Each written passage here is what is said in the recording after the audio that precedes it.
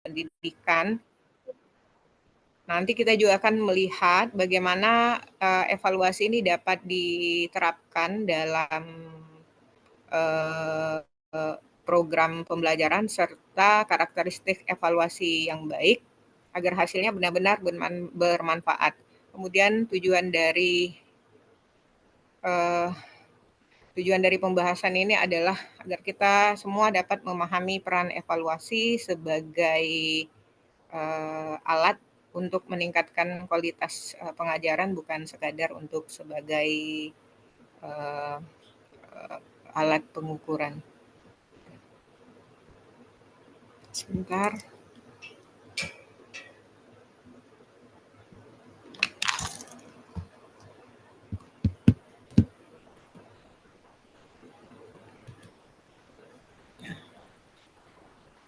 Dalam presentasi yang pertama ini membahas tentang konsep evaluasi. Jadi evaluasi dalam pendidikan itu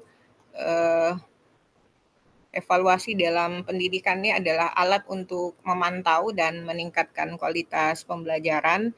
Kemudian evaluasi lebih luas dari sekedar pengukuran karena mencakup analisis efektivitas metode, materi, dan dampaknya terhadap peserta. Dalam Oxford Advanced Learner Dictionary, ya, istilah evaluasi ini dijelaskan sebagai proses untuk membentuk opini tentang jumlah, nilai, atau kualitas sesuatu setelah mempertimbangkannya dengan cermat. Jadi, dengan kata lain, evaluasi ini merupakan upaya untuk menentukan nilai atau kualitas suatu objek secara hati-hati dan teliti.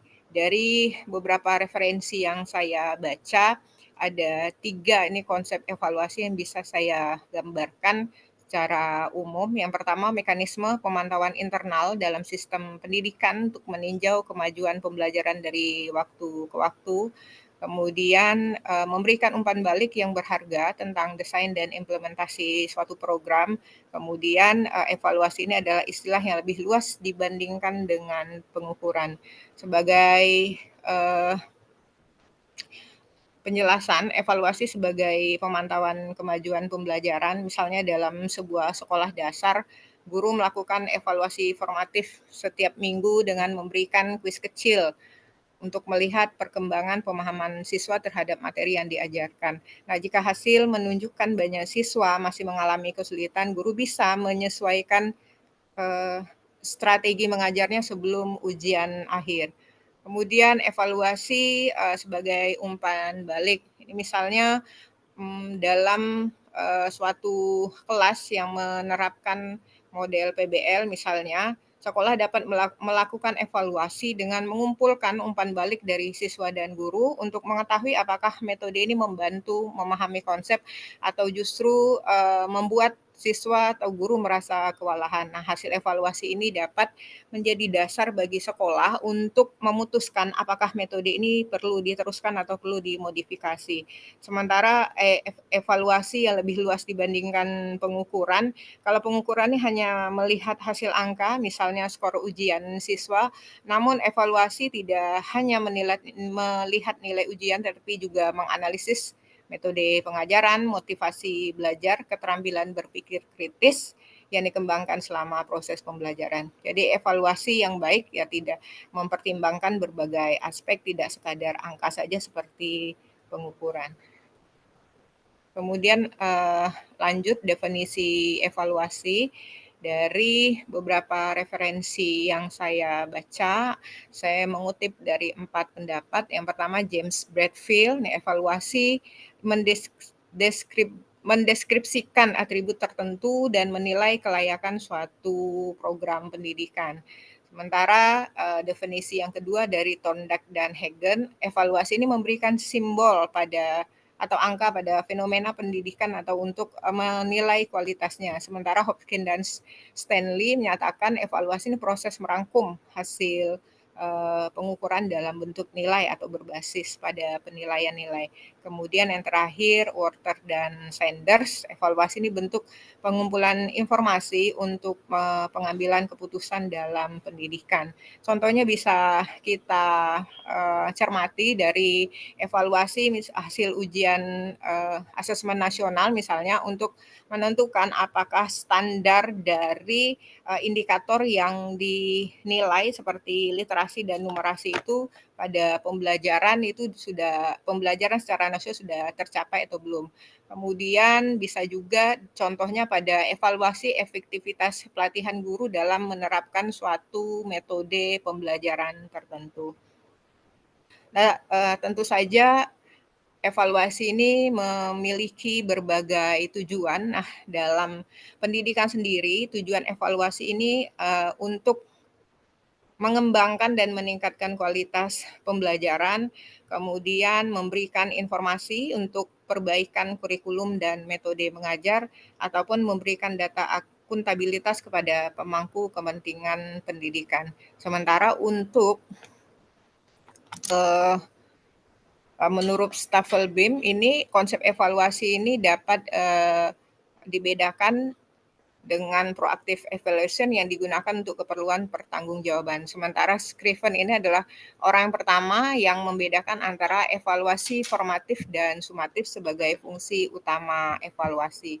Nah, evaluasi formatif itu sebagai yang kita ketahui digunakan pada saat pembelajaran sedang berlangsung. Ini bisa dalam bentuk program, individu, ataupun produk. Sementara evaluasi sumatif ini digunakan untuk keperluan pertanggungjawaban penyampaian informasi, seleksi, ataupun kelanjutan suatu program. Dengan demikian, evaluasi ini berperan dalam pengembangan dan implementasi program, identifikasi kebutuhan, perbaikan program, pertanggungjawaban, seleksi, motivasi, peningkatan pengetahuan, serta memperoleh dukungan dari pihak yang terkait.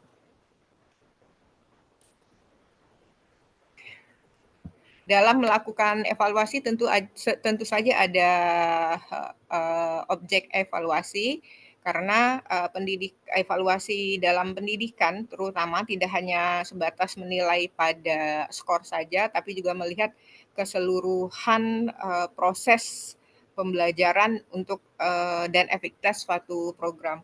Jadi evaluasi dalam pendidikan ini mencakup beberapa aspek, misalnya tujuan. Nah, evaluasi terhadap tujuan ini untuk menilai apakah suatu program memiliki tujuan yang jelas dan realistis. Jadi sebuah program atau kebijakan pendidikan ini tidak akan efektif jika sejak awal tujuannya tidak terdefinisi dengan baik. Contohnya, ini saya dapat berikan program kelas inklusif bertujuan untuk memastikan bahwa siswa berkebutuhan khusus ini bisa belajar bersama siswa reguler. Nah, evaluasi dapat dilakukan untuk melihat apakah tujuannya tercapai. Misalnya, apakah ada peningkatan keterlibatan siswa berkebutuhan khusus dalam pembelajaran. Kemudian evaluasi terhadap pendidikan juga menilai mutu rencana. Nah, rencana program yang baik tentu harus mencakup strategi yang efektif, sumber daya yang memadai, serta metode implementasi yang jelas. Nah, evaluasi menilai apakah rencana tersebut realistis dan layak diterapkan di lapangan.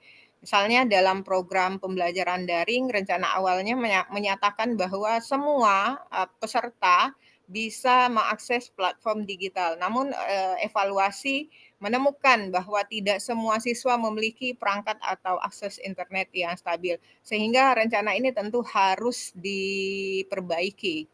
Kemudian dalam pelaksanaannya tentu harus dilakukan juga evaluasi sejauh mana tujuan atau program itu benar-benar dijalankan sesuai rencana atau tujuan, atau apakah ada kendala dalam implementasi tersebut. Kadang-kadang meskipun tujuan dan rencana sudah baik, namun pelaksanaannya bisa menghadapi berbagai hambatan. Contohnya dalam program peningkatan kompetensi guru, sekolah berencana untuk mengadakan atau melakukan pelatihan reguler setiap bulan. Namun evaluasi bisa menemukan bahwa barangkali karena kesibukan mengajar, guru tidak bisa mengikuti semua sesi sehingga efektivitas dari pelaksanaan program tersebut menurun. Kemudian Contoh yang lain dalam penerapan pembelajaran berbasis teknologi misalnya, tujuan awalnya adalah untuk meningkatkan interaksi siswa dalam proses pembelajaran, namun setelah dievaluasi ditemukan bahwa banyak siswa hanya menyalin jawaban dari internet tanpa benar-benar memahami konsep. Kemudian yang terakhir, evaluasi juga dilakukan terhadap mutu hasilnya. Mutu hasil evaluasi ini mengukur sejauh mana program memberikan dampak yang diharapkan. Jika hasilnya tidak sesuai dengan harapan, maka perlu dilakukan revisi program. Misalnya, sebuah sekolah menjalankan program penguatan numerasi di kelas rendah. Setelah 1 tahun, evaluasi menunjukkan bahwa siswa yang mengikuti program ini memiliki peningkatan pemahaman konsep hingga 20% dibandingkan siswa yang tidak mengikuti program. Ini berarti hasil evaluasi menunjukkan keberhasilan program. Nah, sebaliknya jika hasil evaluasi menunjukkan bahwa tidak ada peningkatan signifikan, tentu program tersebut harus diperbaiki, misalnya dengan menyesuaikan metode pembelajaran ataupun meningkatkan pelatihan guru. Berikutnya komponen dasar dalam fokus evaluasi. Evaluasi yang baik tentu tidak bisa dilakukan secara sembarangan, tetapi harus terstruktur dan sistematis. Ada 5 komponen utama yang perlu diperhatikan agar evaluasi ini benar-benar memberikan informasi yang bermanfaat. Yang pertama, eee tujuan evaluasi ini, audiens ini adalah individu atau, kelompok yang menjadi sasaran, evaluasi. Jadi setiap kelompok audiens akan menggunakan hasil evaluasi dengan cara yang berbeda. Oleh karena itu, penyajian hasil evaluasi harus disesuaikan dengan kebutuhan audiens. Contohnya, kepala sekolah menggunakan hasil evaluasi untuk meningkatkan kebijakan yang ada di sekolah ataupun meningkatkan program yang ada di sekolah. Guru dapat menggunakan hasil evaluasi untuk menyesuaikan metode pengajaran. Kemudian orang tua bisa juga menggunakan hasil evaluasi untuk memahami perkembangan anak mereka dalam belajar. Sementara dinas pendidikan dapat menggunakan hasil evaluasi untuk menilai efektivitas program pendidikan yang diterapkan di berbagai sekolah. Kemudian komponen berikutnya adalah tujuan. Evaluasi tentu saja harus memiliki tujuan yang jelas, yaitu mengapa evaluasi dilakukan dan apa yang ingin dicapai. Jika tujuan evaluasi ini tidak jelas, hasilnya akan sulit kita gunakan sebagai dasar perbaikan. Nah, dalam konteks pendidikan, tujuan evaluasi ini bisa berkaitan dengan efektivitas pembelajaran, kualitas kurikulum, ataupun dampak suatu kebijakan. Kemudian yang lebih lanjut, pertanyaan. Nah, komponen ketiga ini terkait pertanyaan apa yang ingin kita ketahui dari evaluasi yang akan dilakukan. Nah, pertanyaan evaluasi tentu harus spesifik, terukur, dan relevan dengan tujuan evaluasi. Pertanyaan terlalu umum biasanya akan sulit dijawab dan menghasilkan data yang tidak berguna. Contohnya, apakah metode pembelajaran berbasis teknologi dapat meningkatkan pemahaman siswa dalam suatu materi tertentu? Atau apakah pelatihan guru mengenai kurikulum merdeka benar-benar meningkatkan keterampilan mereka dalam mengajar di kelas? Nah, dengan merancang pertanyaan yang tepat, kita bisa memastikan bahwa evaluasi dapat memberikan jawaban yang benar-benar dibutuhkan. Selanjutnya yang keempat adalah lingkup evaluasi, yaitu sejauh mana cakupan evaluasi ini dilakukan. Lingkup evaluasi ini bisa kecil, misalnya satu kelas, atau bisa luas mencakup seluruh kota atau provinsi. Tentu saja semakin luas cakupannya, semakin banyak faktor yang harus dipertimbangkan. Lingkup evaluasi ini tentu menentukan seberapa banyak data yang harus dikumpulkan dan bagaimana hasil evaluasi akan digunakan. Misalnya evaluasi skala besar, apakah implementasi kurikulum merdeka di seluruh provinsi sudah sesuai dengan tujuan awalnya. Nah, selanjutnya ada komponen terakhir, sumber daya, ya, yaitu segala sesuatu yang diperlukan agar evaluasi ini bisa berjalan dengan baik. Sumber daya ini mencakup waktu, tenaga kerja, bahan, peralatan, metode, dan lain-lain termasuk biaya yang diperlukan dalam proses evaluasi. Jika sumber daya terbatas, tentu metode evaluasi harus disesuaikan agar tidak efektif. Nah, bagaimana jika sumber daya tidak cukup? Evaluasi bisa dilakukan dalam skala yang lebih kecil atau menggunakan metode yang lebih sederhana, misalnya wawancara terbatas atau studi kasus di beberapa sekolah atau lokasi yang akan dilakukan evaluasi.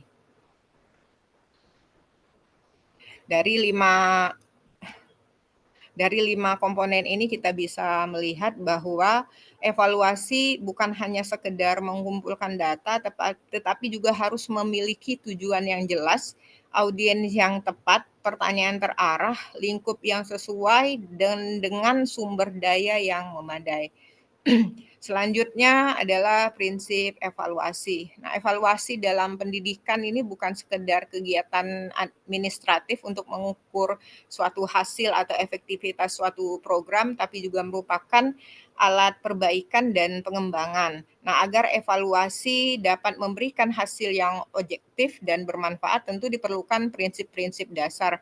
Ada beberapa prinsip dasar yang dapat diperhatikan dalam melakukan evaluasi. Yang pertama, harus dinyatakan dengan jelas apa yang akan dievaluasi. Jadi sebelum melakukan evaluasi, yang akan dievaluasi tentu harus kita tentukan dengan jelas. Evaluasi yang tidak memiliki fokus tentu akan menghasilkan data yang tidak berguna atau tidak relevan dengan tujuan evaluasi. Yang kedua, berbagai teknik evaluasi harus digunakan untuk mendapatkan hasil yang komprehensif. Evaluasi yang hanya menggunakan satu teknik bisa menghasilkan data yang kurang akurat atau tidak mewakili realitas secara keseluruhan. Oleh karena itu, evaluator sebaiknya menggabungkan beberapa teknik agar hasilnya lebih terpercaya. Evaluator harus memahami teknik evaluasi yang digunakan. Nah, tentu saja teknik yang digunakan ini harus sesuai dengan tujuan evaluasi, karena tanpa pemahaman yang baik, hasil evaluasi bisa bias atau tidak akurat.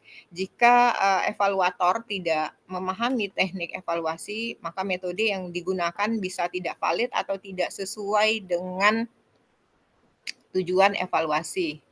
Kemudian teknik evaluasi harus sesuai dengan karakteristik atau kinerja yang diukur. Jadi jika metode yang digunakan tidak relevan, maka hasilnya bisa tidak valid.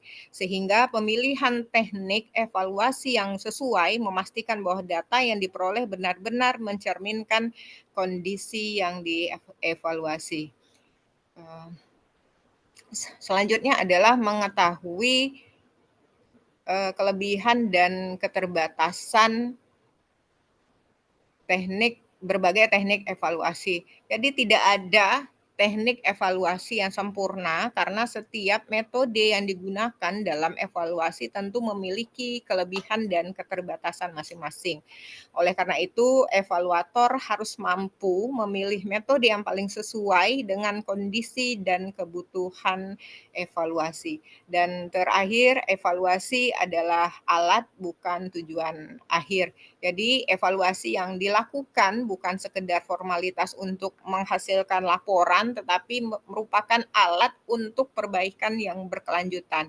Nah, hasil evaluasi harus digunakan untuk meningkatkan kualitas pembelajaran dan kebijakan dalam pendidikan. Untuk itu, evaluasi harus ditindaklanjuti dengan perbaikan yang konkret, bukan hanya sekedar dokumen yang seperti saya katakan tadi sebagai formalitas, selesai evaluasi dokumennya disimpan dan tidak ditindaklanjuti. Untuk, melakukan evaluasi maka harus dirancang sedemikian rupa agar menghasilkan informasi yang akurat, objektif, dan dapat ditindaklanjuti. Jika evaluasi tidak memenuhi standar tertentu, maka hasilnya bisa menyesatkan dan tidak bisa digunakan untuk pengambilan keputusan yang efektif. Jadi karakteristik, evaluasi yang baik itu yang pertama ada validitas, ini mengukur apa yang seharusnya diukur. Jadi, validitas berarti evaluasi harus benar-benar mengukur aspek yang ingin dievaluasi.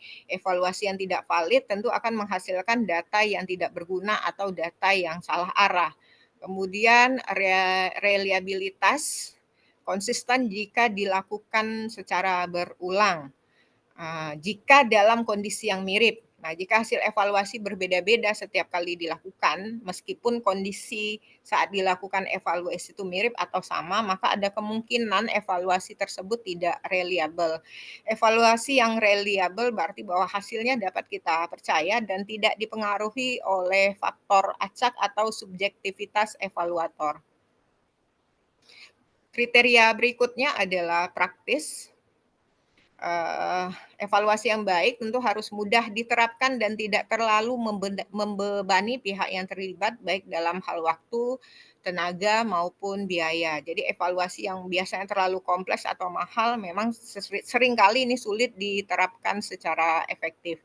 Kemudian syarat yang berikutnya adalah adil. Adil ini, eee, evaluasi harus dirancang agar setiap peserta memiliki kesempatan yang sama untuk menunjukkan kemampuan tanpa hambatan akibat kondisi individu ataupun latar belakang.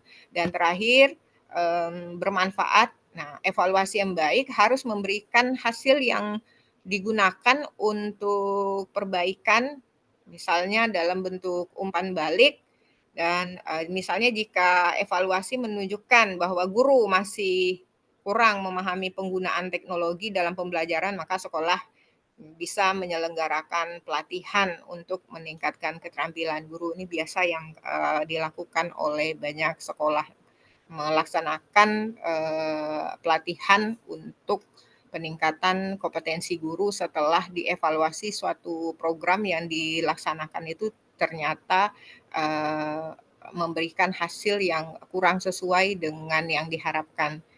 Kemudian yang terakhir ada standar evaluasi oleh Committee of Standard for Educational Evaluation. Nah, Committee on Standard for Educational Evaluation ini menetapkan 4 standar evaluasi yang dikemukakan oleh Daniel Staffelbeam. Jadi standar evaluasi itu harus bermanfaat, akurat, realistis, dan etis.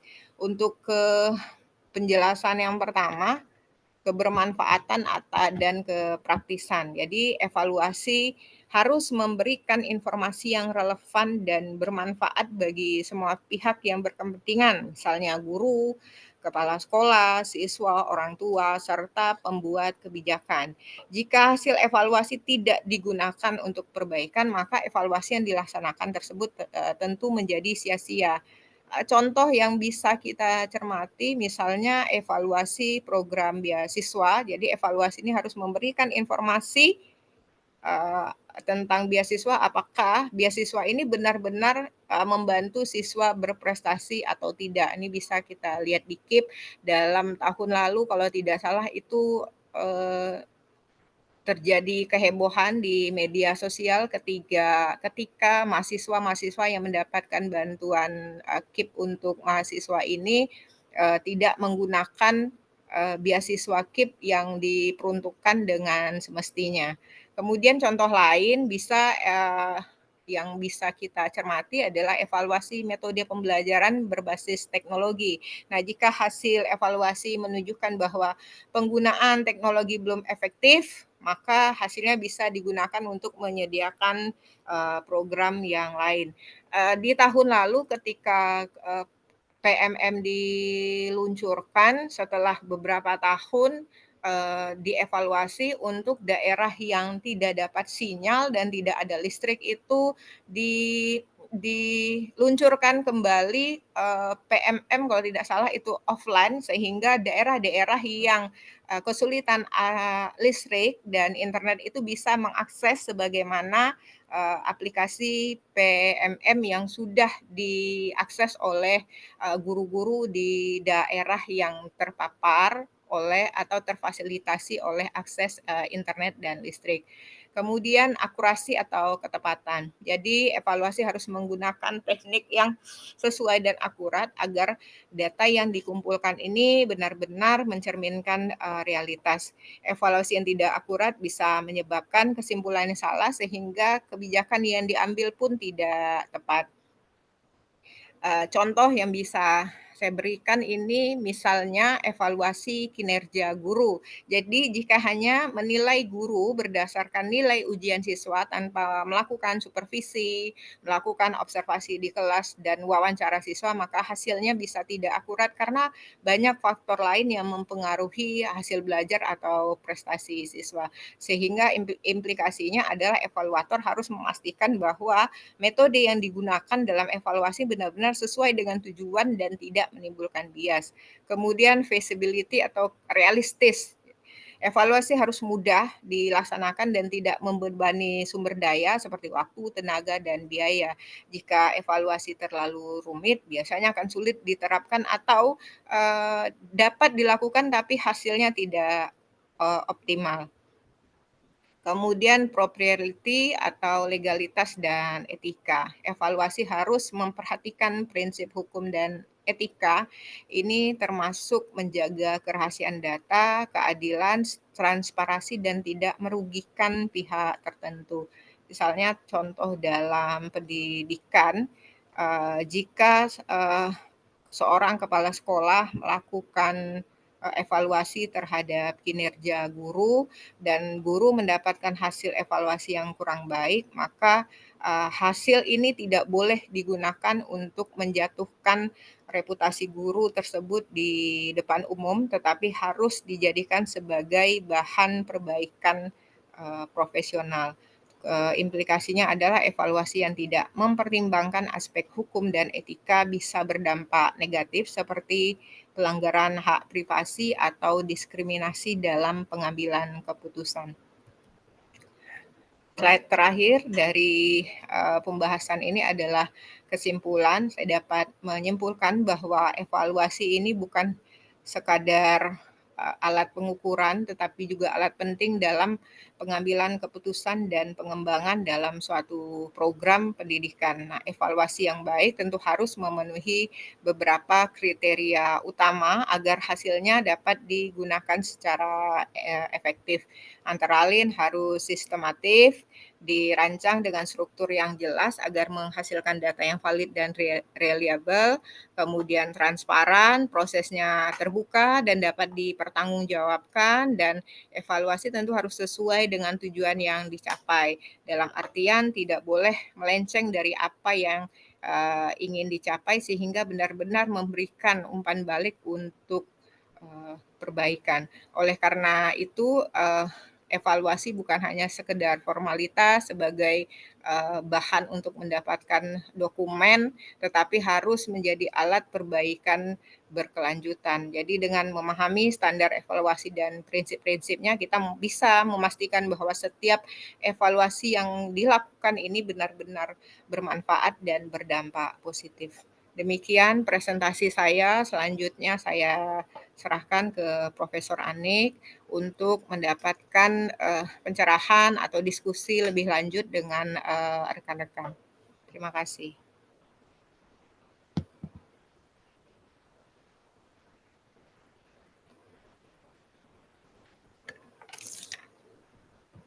Monggo silakan diberi tanggapan.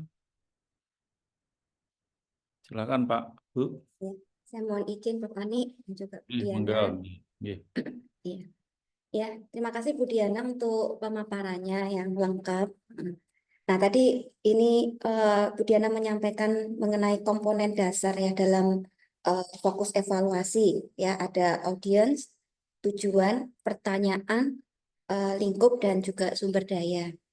Nah, ini Yang saya pahami Bu Diana terkait dengan evaluasi mungkin bukan pertanyaan mungkin ya, tetapi apakah yang dimaksud adalah instrumennya? Karena bagi saya pertanyaan itu biasanya muncul di tes. Nah, sedangkan tes dan evaluasi itu adalah dua hal yang berbeda, di mana evaluasi itu cakupannya lebih luas. Tes itu ada di dalam lingkupnya evaluasi.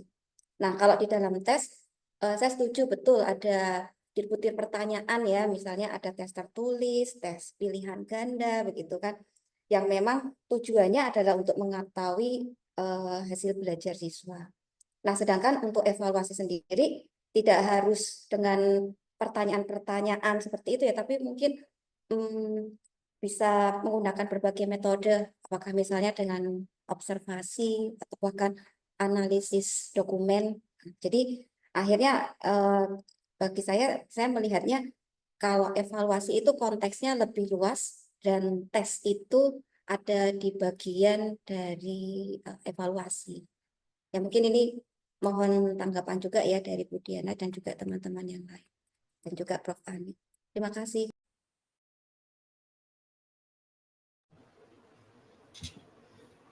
Baik, terima kasih Bu Marta. Memang tadi ada saya presentasikan tentang komponen evaluasi yang mencakup unsur-unsur penting yang harus ada dalam proses evaluasi.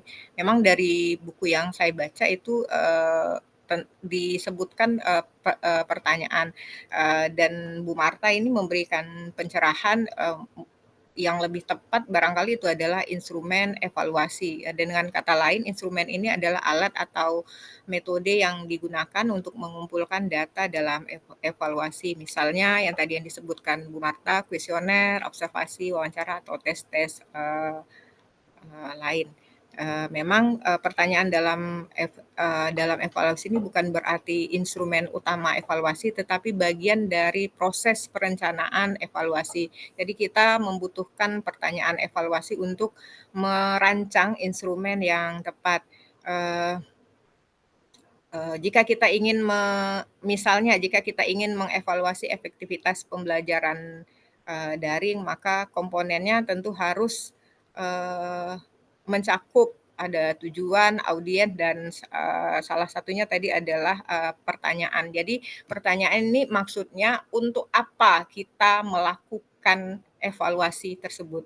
Begitu Bu Marta. Tapi benar untuk instrumennya ini digunakan sebagai alat konkret dalam pengumpulan data terkait evaluasi yang kita lakukan. Jadi pertanyaan yang dimaksud ini bukan pertanyaan dalam bentuk alatnya atau instrumennya Bu Marta, melainkan gambaran secara umum mengapa kita melakukan evaluasi tersebut atau untuk apa evaluasi tersebut dilakukan. Demikian Bu Marta, boleh rekan-rekan lain ikut dalam diskusi ini dan memberikan informasi yang relevan yang barangkali mungkin tidak tersampaikan atau dari berbeda sumber yang saya baca. Silakan. Terima kasih Bu Diana. Jadi kalau boleh saya simpulkan berarti yang dimaksud dengan pertanyaan itu lebih ke reason ya, why, kenapa itu dilakukan begitu ya. Karena kan kalau menyangkut ke tujuan, tadi kan salah satu aspeknya kan juga tujuan sudah ada gitu. Namun untuk yang dimaksud dengan pertanyaan ini maksudnya lebih kenapanya itu dilakukan seperti itu ya, tapi berbeda dengan tujuan. Alasan, tujuan mungkin mirip ya. Mintalah nanti pendapat dari rekan-rekan lain terkait komponen dari komponen evaluasi ya Bu Marta tadi, tentang komponen evaluasi. Tapi yang saya baca sebenarnya pertanyaan evaluasi ini apa yang ingin kita ketahui dari evaluasi. Jadi bukan dalam bentuk pertanyaan alat konkret tadi, itu betul, itu digunakan sebagai alat dalam pengumpulan data ketika kita melakukan evaluasi. Bu Lila, apakah ingin menambahkan atau memberikan pencerahan Bu Lila? Silakan. Terima kasih Bu Diana. Mohon izin, mungkin sepengetahuan saya ya menambahkan saja mungkin tadi dari apa yang disampaikan. Sebenarnya sudah banyak sekali yang disampaikan Bu Diana terkait dengan evaluasi. Ya. Jadi kalau saya pernah baca cuma referensinya mungkin saya agak lupa ya. Jadi memang di dalam evaluasi itu ada measurement, ada pengukuran, dan ada assessment, penilaian. Nah, itu baru, jadi ada dua komponen ini di dalam sebuah evaluasi. Tadi dikatakan, kalau tadi pengukuran, itu kan tadi apakah itu tes dalam bentuk soal objektif, misalnya, oh Lila dapat nilai 50, oh Arif dapat nilai 90. Nah, itu kan melalui yang namanya pengukuran atau measurement. Tetapi berbeda dengan assessment. Assessment atau penilaian ini ditentukan oleh parameter penilaian yang di dalamnya ada passing grade. Passing grade itu misalnya 0 sampai 20 dianggap gagal, 21 sampai 40 dianggap kurang dan sebagainya. Ada kriteria-kriteria tertentu atau parameter-parameter dan evaluasi ini nanti yang menjadi ada dua-duanya sebenarnya kita juga akan melakukan yang namanya measurement, pengukuran maupun assessment atau penilaian. Sehingga misalnya, oh nanti terlihat bahwa yang sangat lulus dari hasil evaluasi misalnya yang sangat baik ada berapa persen, yang baik ada berapa persen, yang cukup ada berapa persen. Mungkin begitu ya. Jadi ada di dalam evaluasi itu juga mencakup yang namanya measurement atau pengukuran dan ada assessment, penilaian. Begitu yang pernah saya baca, begitu hanya menambahkan saja. Nah, terkait dengan banyak hal tadi saya pikir sudah banyak disampaikan Bu Diana. Begitu, terima kasih Bu Diana, hanya menambahkan saja. Baik, Bu Lila, terima kasih. Jadi kita bersepakat ya, jadi evaluasi ini adalah proses yang lebih komprehensif, sedangkan pengukuran dan asesmen adalah bagian dari evaluasi.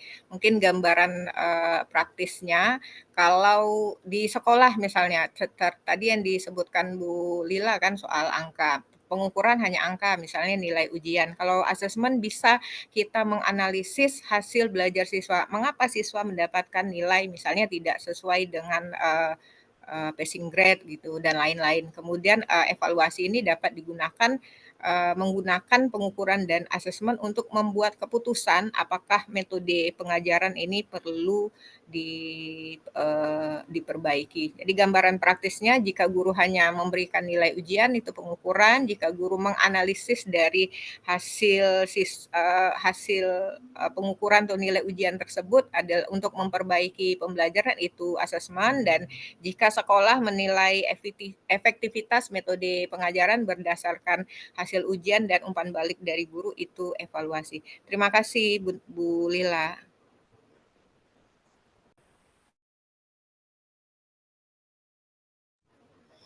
Bagi rekan-rekan yang lain, apakah ada yang ingin disampaikan atau ditanyakan atau untuk didiskusikan terkait konsep evaluasi?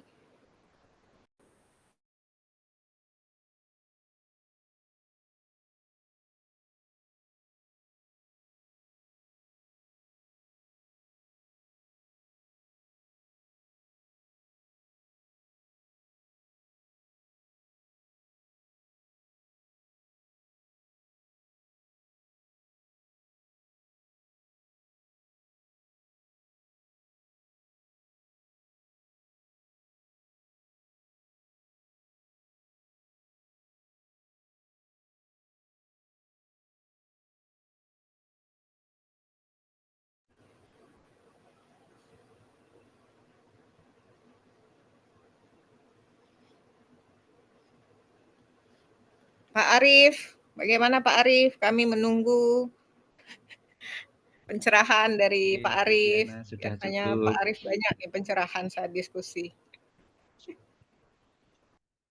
Sudah sangat komprehensif. Sementara saya kok belum ada ini ya. Itu Pak Henggi kayaknya mau nambah nih Pak Henggi. Coba mungkin izin dari saya Ibu ya.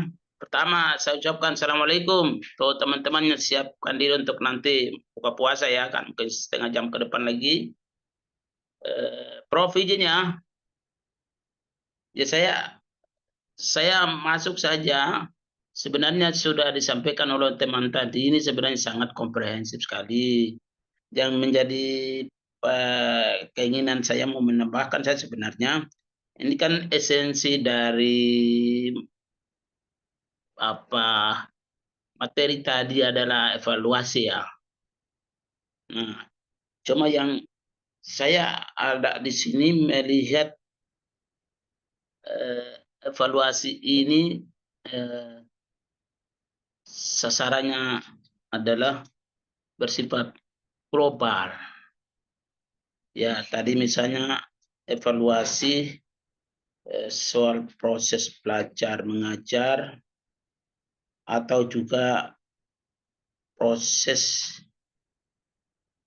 apa itu namanya kurikulum, evaluasi kurikulum. Nah, dengan demikian kalau setelah saya lihat apa yang Ibu sampaikan ini sebenarnya bagian dari hal yang dihadapi di dalam dunia pendidikan, di mana setiap satuan pendidikan itu mulai dari TK PAUD sampai di tingkat sekolah menengah, ini sangat integral sekali dan saling kait mengkait. Evaluasi itu sebenarnya dilakukan itu ya dalam rangka mengetahui dan memastikan setiap aktivitas satuan pendidikan yang telah menyelenggarakan pendidikan. Sasarannya adalah bagaimana seandainya akan mencapai mutu. Demikian sebaliknya misalnya tadi singgung soal kurikulum. Apakah kurikulum yang diterapkan ini cocok nggak di setiap daerah di dalam tingkat penerapannya? Sehingga saya lihat di sini sebenarnya penyampaian tadi sudah sangat komprehensif sekali. Cuma yang hari ini dari sisi evaluasi tadi ini saya mungkin saya tadi kelewatan, cuma saya tanya saja apakah yang hari ini esensi dari evaluasi ini kira-kira sasarannya apa? Mungkin itu yang saya mau kepingin tahu supaya karena saya juga punya giliran nanti presentasi ini mungkin supaya menjadi panduan untuk saya juga nanti menyampaikan materinya saya nanti. Terima kasih ya, selamat siang. Baik, Pak Hengki, terima kasih. Jadi memang betul yang disampaikan oleh Pak Hengki tadi ya,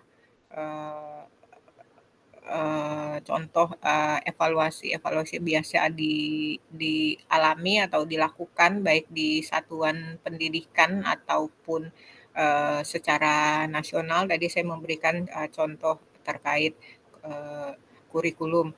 Jadi Pak Hengki, untuk topik ini sebenarnya ini masih umum sekali konsep dasar evaluasi, karena begitu saya lihat di pemaparan yang selanjutnya, kalau saya masuk ke bagian evaluasi program nanti Pak Arief nggak kebagian, karena Pak Arief ini kalau tidak salah ada di bagian 4.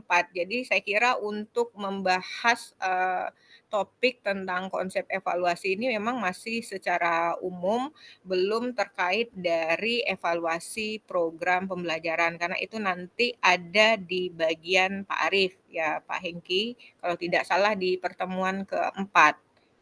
Ya, pertemuan ya Pak Arief, keempat atau kelima ya?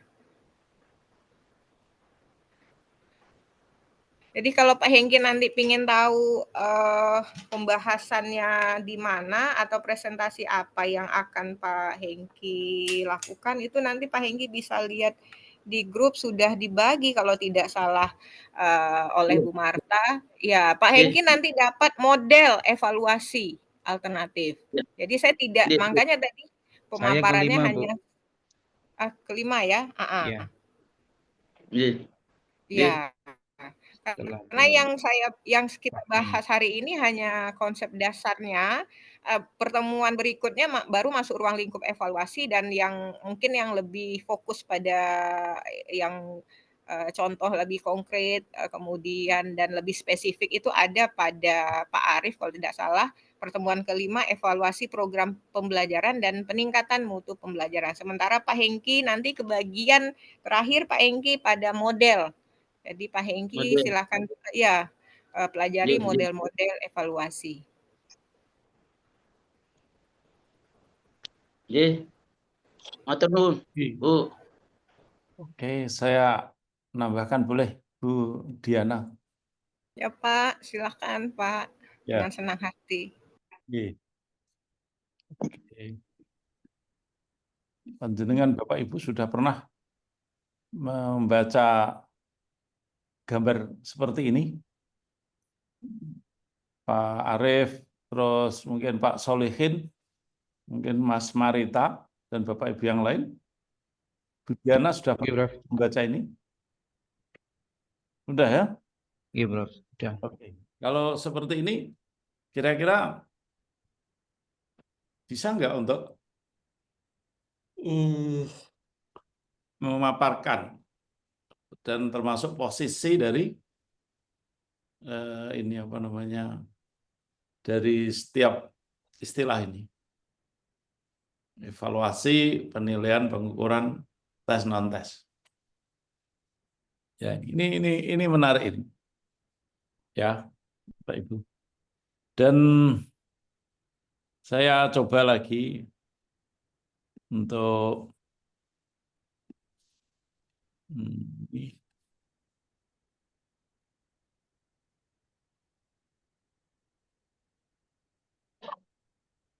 ini kan tadi ada tuh tes non tes kan pengujian, terus ada pengukuran, terus ada penilaian dan ada evaluasi. Ini saya besarkan misal saja 24. Cukup nggak ini 24 kegedean, kebesaran atau kekecilan?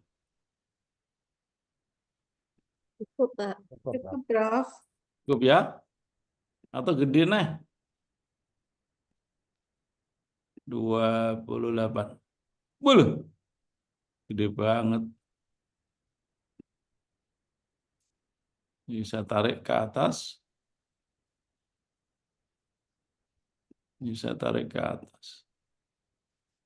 Ini saya beri angka. Oh. Ya toh? Sini saya giniin. Ya, ini. Pengujian ini yang itu adalah ini yang tadi itu tes non tes. Sejumlah pertanyaan yang memiliki jawaban benar atau salah. Itu yang tes. Kalau yang non tes ini sejumlah pertanyaan yang menunjuk pada kondisi real dari yang bersangkutan. Pengukuran kegiatan yang sistematik untuk menentukan angka pada objek atau gejala. Contoh saja mengukur hasil belajar dengan mengajukan dengan ini, mengajukan pertanyaan-pertanyaan dan jawaban dari setiap pertanyaan itu terus ini dibandingkan dengan rubriknya, akhirnya akan ketemu di kompilasi menjadi skor-skor itu. Terus mungkin kalau ngukur berat badan, ngukur ini apa panjang lebar dari panjang suatu objek itu kan dengan meteran dan seterusnya. Terus apa itu penilaian? Penilaian adalah penafsiran hasil pengukuran dan penentuan pencapaian hasil belajar. Ini nilai. Jadi setelah ditemukan hasil pengukuran, terus kita coba tafsirkan. Itulah kita pada penilaian. Ya, menafsirkan itu boleh jadi, oh ini ranking 4 dari 200 siswa atau peserta didik atau apa. Tapi kalau yang terakhir, penentuan nilai suatu program dan penentuan pencapaian suatu tujuan program. Ini sudah ada evaluasi, karena evaluasi itu arahnya sudah melihat seberapa keberhasilan seberapa ketercapaian tujuan program itu. Ya, Bapak Ibu. Kalau ini dicontohkan seperti ini, Bapak Ibu. Ini tes, ini salah satu instrumen pengukuran, terus ini penilaian dengan model yang seperti ini. Ya. Tes alat ukur, wujudnya tes hasil belajar berobservasi, skala penilaian. Pengukuran, ini penampilan dalam bentuk simbol. Nah, ini penampilan dalam bentuk simbol dikatakan. Contoh, tekanan darah itu kan dengan angka-angka. Angka itu simbol. Itu contoh 120 per 80 per 65. Itu kan simbol-simbol. Gitu? Terus ngukur ini penguasaan materi mata kuliah. Bu Marta mendapat nilai A, mendapat nilai 90. Bu Dian mendapat nilai 100. Pak Arif Rahman mendapat nilai 95. Terus Pak Hengki mendapat nilai 100. Itu kan ini bentuk simbol.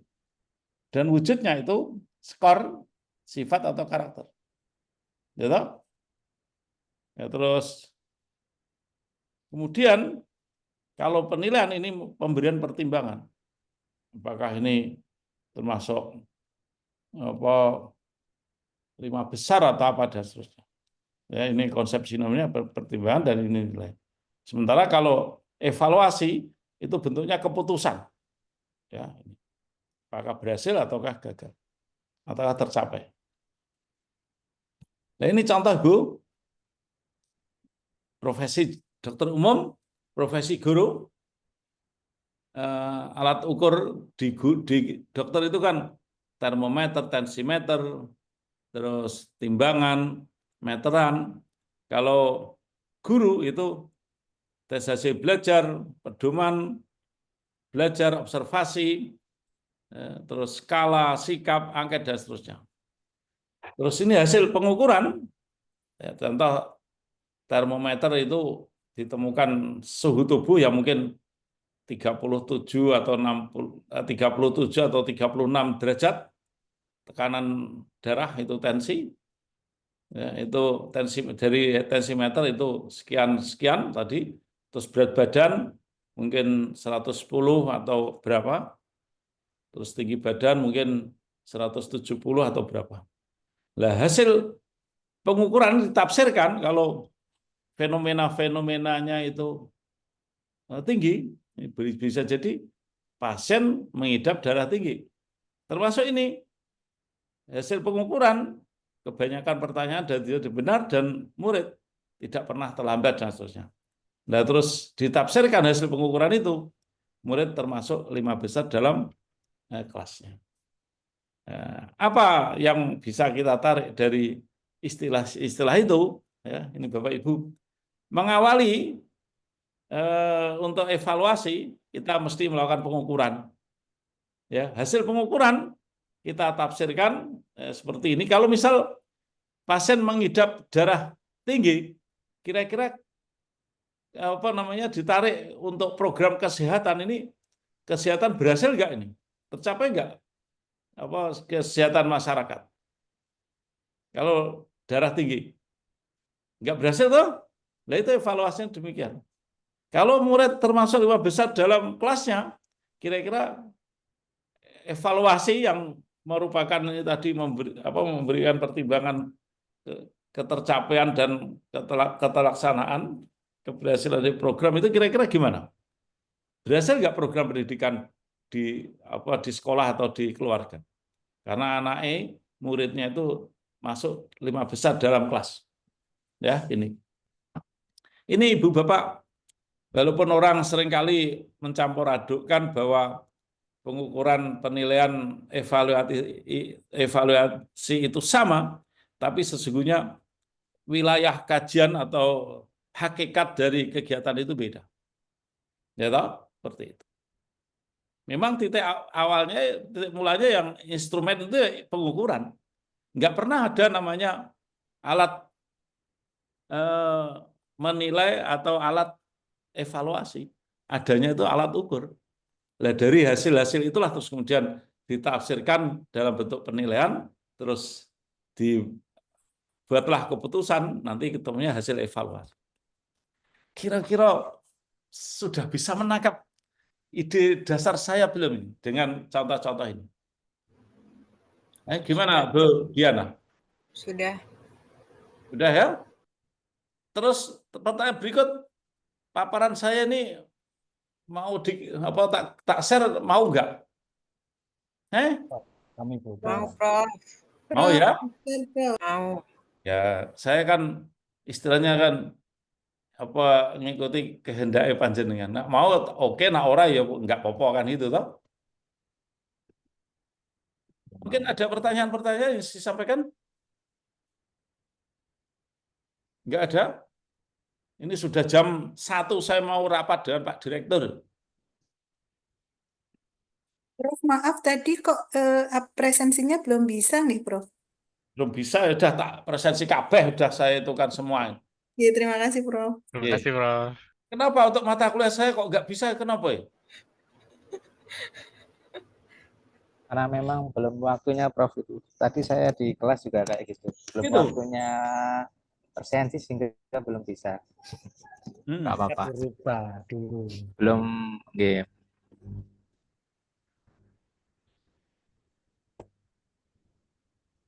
Gitu ya Pak ya?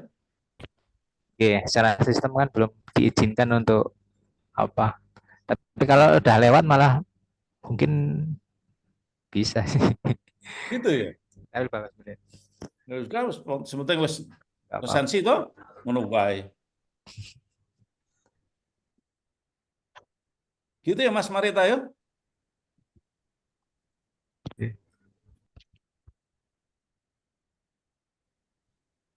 Tadi mana ya?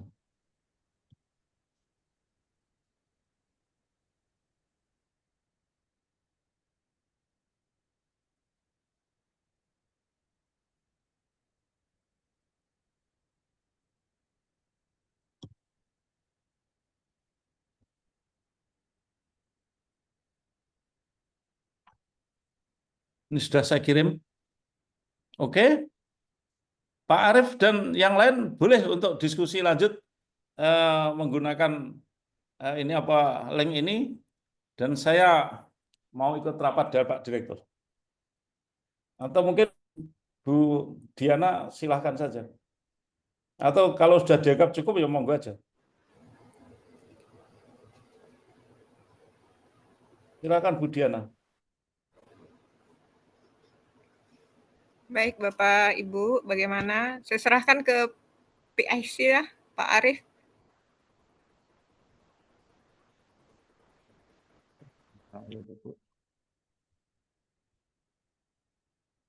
PIC-nya siapa mata kuliah ini? Marta. Bu Marta ya?